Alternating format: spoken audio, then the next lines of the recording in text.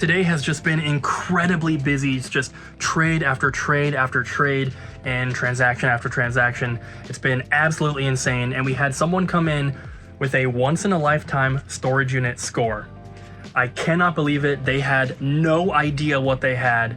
I picked up the game, I was going through the stuff, and I was like, you said you found this in a storage unit? And he's like, yeah.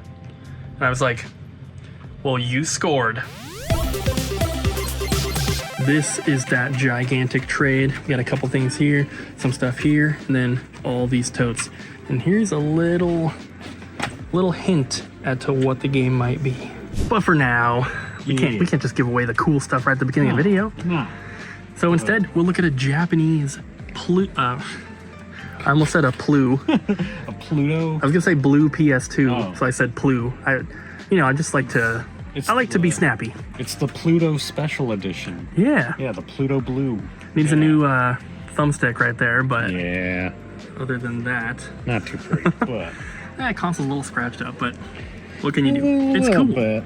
It's cool. It's like a metallic-y looking blue color. Yeah, I like it. It is pretty cool. And it's work. And this is part of a different trade because, like I mentioned at the beginning of the video, it's just been trade after trade after trade. Yeah, a lot of trades today and very busy, very busy. Yeah, this was another one that, it's just like some Xbox stuff. He said the consoles were kind of working. Look at that. It's got a Call of Duty 2 skin, or Call of Duty 3. Super cool. The guy brought the stuff in, and he's like, I just want to get a PS2 memory card. And I was like, well, you're going to get a lot more than that. He had a couple games as well, so we gave him the memory card and some store credit, and he picked up a couple games and has a bunch of credit left over. Nice. How cool is that? That was pretty cool. Ariel just completed this trade. Yes, it took me forever. Game Boy, bunch of games, got manuals for most of them. Pretty cool. The Game Boy itself is also in pretty good condition, and the speaker was really nice. I forgot how loud these can get. Nice. Got some Pokemon games in there. And Fist of the North Star. Yeah, there's some cool We're stuff. gonna see it later. Stop it. Okay. And she's already getting started on the next one. Welcome in. Look at this. Ooh. Oh, this one's sealed. Voltron. Voltron. Why are you wearing a mask?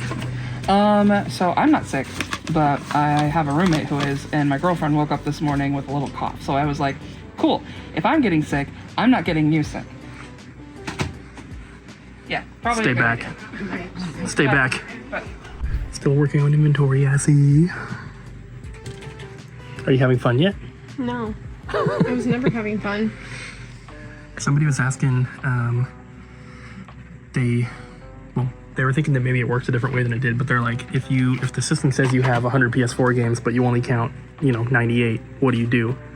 And I was like, well, we don't just count them like that. It's, more individual based. Yeah, so if you look, we have the title, we have the UPC it's under, and then a unique key, which is right here. So I'm looking and I'm actually going through Namco Museum and I'm marking off the ones I'm finding. And so there's no condition, or there's no quantity on here. Each game has its own line. Yep. So we get to something like this. You can see 2 NBA 2K7s because we have 2 copies in stock.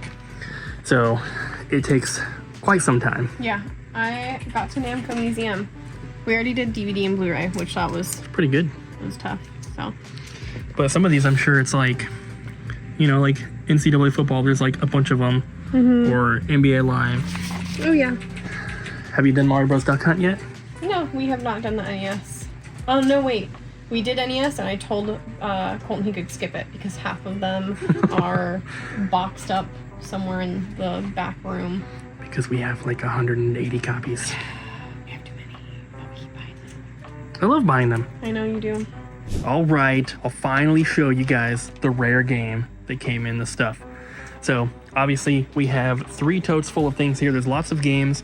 We also have some VHS. There's a couple like older Lego sets. There's a bunch of like books and not strategy guides. It's like one strategy guide. The rest are kind of like, what do they call them? Graphic novels. God. Oh yeah. Couldn't remember. Yep. We have the Xbox. We have this Street Fighter fighting stick, which is really, really cool. And it works. Yeah.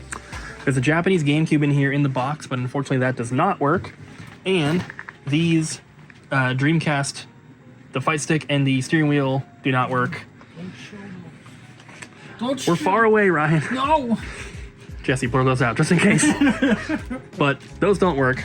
But this is the first time the guy came in, and he said that GameStop told him to come over here. So he took the stuff to GameStop.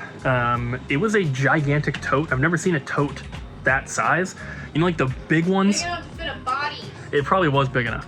The really big ones, the ones that are like black with the yellow lids, imagine 2 of those like end on end, so it was a long, big tote. That was completely full, and then he had 2 of the big regular sized totes full as well.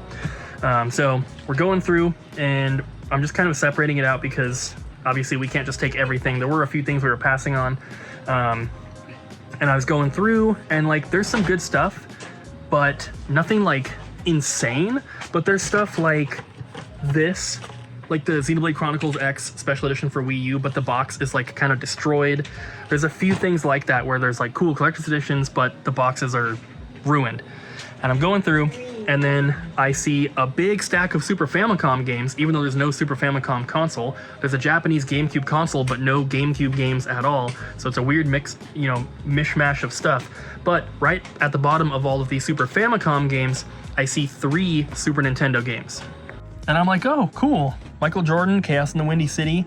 Pretty, like, you know, uncommon title, not super rare. But then I'm like, what the? A second Michael Jordan, Chaos in the Windy City. And they each have these weird stickers on the top. So I don't know if they're like X rentals or something, but I thought that was super weird. And then right underneath that is Hagane!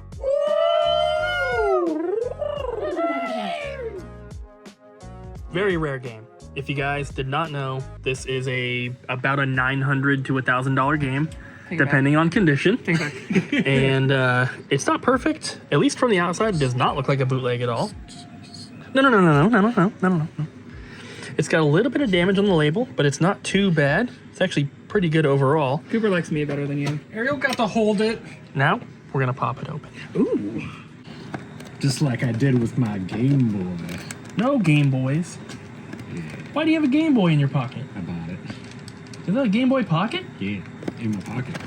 Ariel, What? I needed one from my the Game Boy Pocket. You want me to look at the Game Boy Pocket? Yeah. Oh, Oh, too bad. Oh. Too late. look, it's in his pocket. Pocket size. Nice. Good work.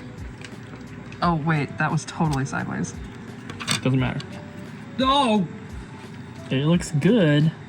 It's not like a fake board or anything. Looks super clean too. And of course, we're going to test it. What even is this game? How does You know, one play I haven't on played it? it. Abby got it for you like a million years ago. It is amazing, that's what it is. You've played it? Ryan Little did play it, yeah. Yeah, actually, when Abby bought the copy for Cooper, she had me test it. Oh. And it was awesome. It's actually like really fun. Well, okay. What kind of game is it, Ryan? Yeah, I mean, It's like, it's kind of like you're a ninja and you're jumping around slicing, kind of like Zero from Mega Man and stuff. And you slice bad guys and you're like, and they're like, and it's all cool like that. okay. Oh, wow. How is that different from a $20 game that I can play? Cause this is Hagane. Bragging rights. I guess that makes sense. So obviously the game is not ours yet. This guy has a lot of stuff that he's looking to sell, so it's going to take us a couple days to go through. I don't see any reason why we would not be able to make the deal because he didn't even care about this stuff. He's just like, here's everything I found in the storage unit. GameStop wouldn't take most of it. You know, I want cash. And we're just like, okay. And then we found this. And I told him it is a pretty rare game. I told him that he definitely had a score and told him that game alone is gonna be a decent chunk of the offer. There's some other good games in here, but nothing even close to Hagane. So super, super cool. Once in a lifetime score from a storage auction. That's just so crazy. And I asked him, I said, do you find video game stuff like this very often? Because it sounds like he does this all the time. And he said maybe like once every like 6 months. So it's not super, super often, but if he's finding collections with stuff like this, we definitely want him coming back here. And I told him, don't even bother going to GameStop. We're going to pay you a lot more than they would anyway. So definitely come in. And as I was telling him this, a lady walked up and she was like, hey, can I see that game that that you just told him was really expensive? And I showed it to her and she's like, can I take a picture? And I was like, yeah. And she's like, my grandma used to run a rental store in the 80s and the early 90s that closed down, and we still have all the stuff that we have not gone through. What? She said that it was here in Vancouver and they have lots of video games, and so she's gonna obviously look for that one. But I told her, I was like, well, if you have any video game stuff, bring it in here. We're obviously gonna tell you if you have anything rare. She had just heard me tell the other guy, so she knew I wasn't, lying or whatever. But that would be really cool. That'd be awesome. That'd be really cool. We'll see what happens, but Pagane hopefully will be ours very soon. That is just so cool. Thanks for watching, guys. We'll see you next time. I love you. Bye, Abby. Bye.